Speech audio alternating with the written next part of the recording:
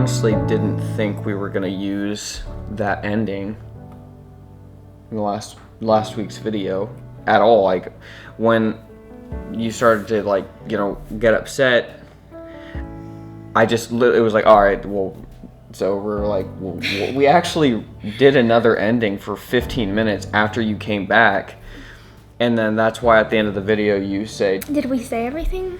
and so you didn't, and so we filmed for 15 more minutes. Oh, let me make sure the mic's on. And Then you didn't even use that. yeah, well, because what happened was I was editing, and I was like, oh yeah, just want to see what, you know, it's weird watching yourself. When something like that happens, you never see yourself like outside. I can't even watch the video.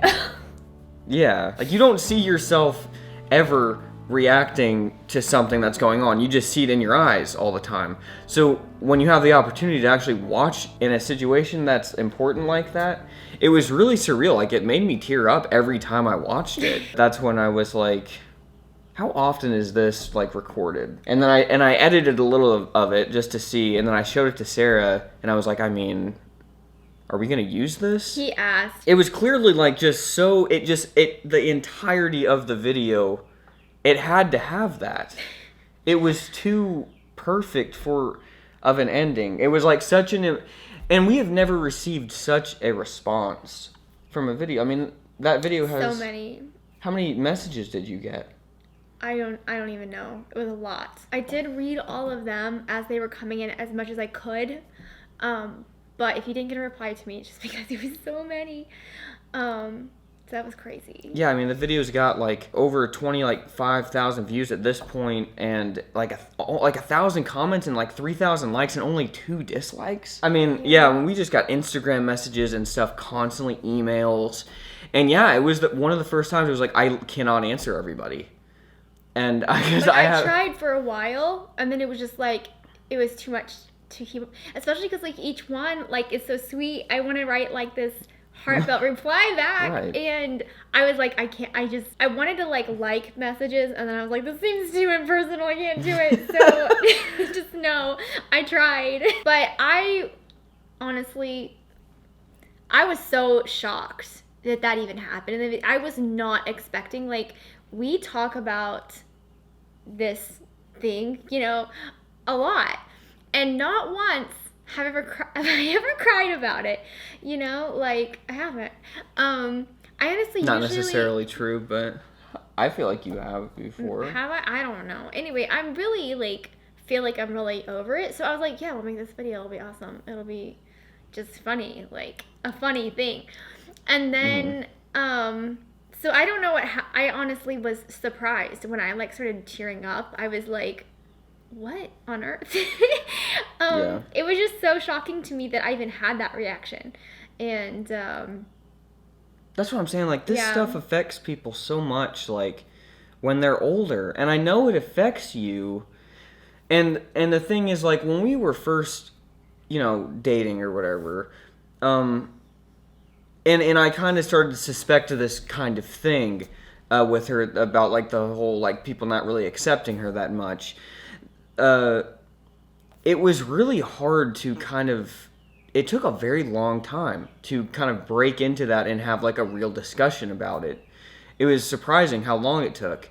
And so I was just, when we did the video and we were actually made an entire video for like 30,000 people to see, it just, when I was editing it and you had that reaction, that's what made me tear up, because it was like, dude, you've come so far from like not being able to admit it to even me, who was like your closest friend, to then all of a sudden being able to talk about it on camera. I'm like gonna cry just talking about it for like 30,000 people. It was like, are we gonna cry again?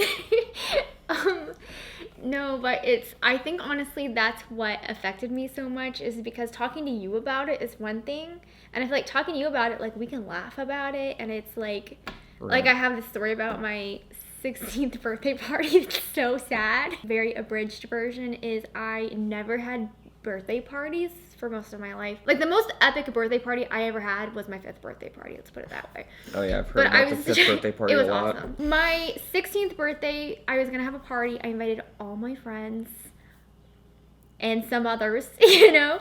Right. And literally one person came. And long story short, she very soon after arriving fell and sprained her wrist and went home. I forgot about that story. So what did you do? The end of the world. I cried, and I had all this pizza. And I remember that I rented a series of unfortunate events, and I watched it. I cried, and that was my 16th birthday. And I joke about that all the time. Like, I'm like, it's no big deal now. I feel like there was something about suddenly telling all of you and whoever else out there on the internet that I was like, wow, this is harder than I thought. Like, admitting this to the world, that I was like unaccepted, which I'm like, that doesn't really say anything about me. And I think that's the main thing that I want people to take away from this, is that if you are like me and you have had trouble like fitting in or making friends or just being kind of ignored, that it's probably the group. It's probably not you. Like, there are groups out there that think you're awesome and they want to be your friend. So it's probably just unfortunate that you just happen to be kind of with these other people, because the people who ignored me back then, looking back, I'm like, we wouldn't have been friends anyway. Like, we didn't have a lot in common. Like, I honestly don't blame them for not hanging out with me. If I had really gotten to know them, I probably would have been like, oh, okay, we're not really great friends anyway. So it's not you. Unless you're a mean person and then you need some things to fix. Maybe you should, check yourself. Just because you feel like a group of people that you're involved with see you in a certain way, that's not who you are. So. And you wanted to be sure that people, because some people thought that you're sad about that you weren't right, and that's what at the end of the video I cut out, because the ending was just, it was so impactful ending it the way that I ended it in editing, that I had to leave out the part, and I figured we would do a part 2 if the video was popular, which it is. So what did you want to tell people at the end, like, about you and your, like, it seemed like you were sad at the end of that video. Yeah, so basically I just want to let everyone know who thinks that I'm very sad about that. I'm not really sad. When you feel left out like that, it's not that it doesn't hurt. It does. But like I was saying, like you're looking back and you're like, well, there were other people that I could have connected with. So are you telling people to like look for other more valuable friendships and to not sit around and feel sad that you're not accepted? Is that like what you're saying? And don't let it affect you. Like, don't let it affect how you view yourself or how you think everybody views you. Because I think that's a lot of what I went through, is that my little bubble of people that I was involved with then, I kind of projected that, well, they don't like me, so the world doesn't like me. And it wasn't true. There were I've found lots of people who do appreciate me, and but I did feel like that, even to this day, does kind of put this mental barrier for me to want to reach out and find those people myself. That's the main thing that I've noticed. Because it's hard to get over that idea that you're projecting those old feelings of what you thought other people thought of you. And I think that's a valuable thing you said, when you're like not accepted by like a specific crowd of people, to view yourself your whole life as not being accepted, or like taking on other people's views of you as your view of yourself. And I think that even goes with being like a popular person, taking other people's views of, oh, I'm popular, and putting that on yourself I mean, from my experience, will inevitably make you like not a very fulfilled, not a very happy person. Anytime you take somebody's identity of you and you make that, what builds you in your mind. So when you said that I think that goes both ways. Oh yeah. Not necessarily being popular to being popular. That can mess you up either way. Got an eyelash, whatever. Someone actually did ask me in a message, like, what would you go back and tell your 15-year-old self? And I think that was the biggest thing, is like, you can't control what the people are going to think of you, but that shouldn't change your mind of who you are. Just be the person that you're happy with at the end of the day. And then if you are, then there are going to be people out there who appreciate that. You just have to find them. They're out there. And that's not, now that's not to say, like, you just be who you are no matter what, because obviously that can lead you down a wrong road. Like, if it's like, okay, clearly there's some social cues from other people that's like, maybe I'm doing something that's not like I said, check yourself. Right. We're not sitting here just be like, you just do yourself and stuff. Like, obviously that can only go so far. But it could be even you're surrounded with people who, right. I mean, there were also instances in my life with other groups that was people who, like, morally we didn't match up. And so I was excluded like in that for that instance. reason. And so no, I mean, I've been check there. yourself first. Yeah.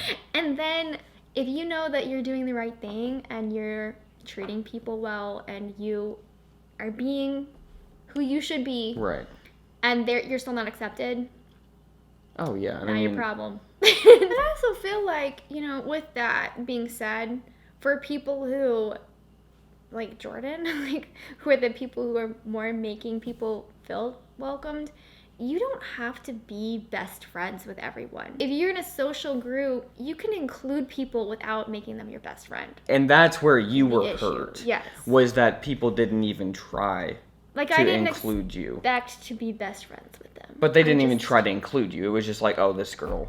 Yeah. Yeah. That's where it gets messed up. And then be that person. Even if you feel like you're the one being left out. Sometimes because you feel that projection, then it makes you put up walls and feel like people don't want you around and things like that. And I feel like oftentimes that can actually build a wall and make people feel like you don't want them to talk to you.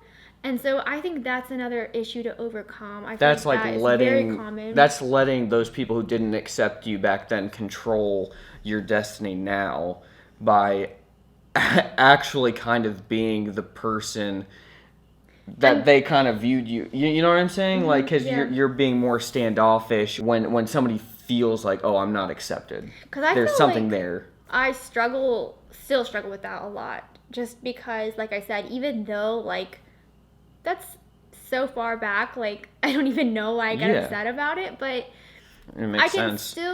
I still see myself struggling, like, everybody thinks I'm an introvert. I am not an introvert. I do have get the feeling that people don't want to talk to me, or I get that, like, anxiety of that if I do talk to people, I'm going to do something that they're going to think I'm an idiot. Like, I struggle with that, and I don't think that that's just me. I feel like a lot of people struggle with that. Yeah. But then on the other side, I'm always afraid that I am giving out that vibe of being very pretentious.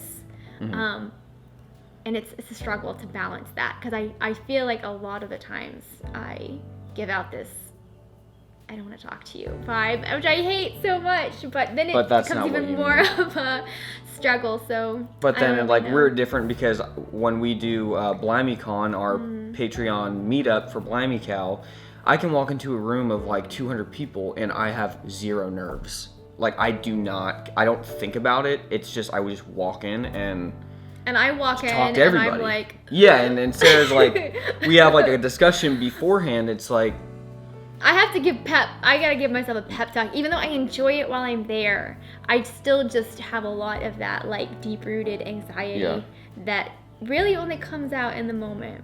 And it just it's so interesting that it all stems back to friendships you had when you were a kid. It's crazy, man. The human brain is unbelievable. Yeah. But anyways, thank you guys so much for watching and for subscribing. We've got like hundreds of more subscribers since that last video. So thank you guys. There's a bunch of other videos to watch if you haven't seen them. And yeah, I'm Jordan. This is Sarah. We're married. We live in a log cabin. And we deal with stuff and try and figure it out. Yeah. Look at you. Are we allowed to kiss on camera now? You don't have to leave that part.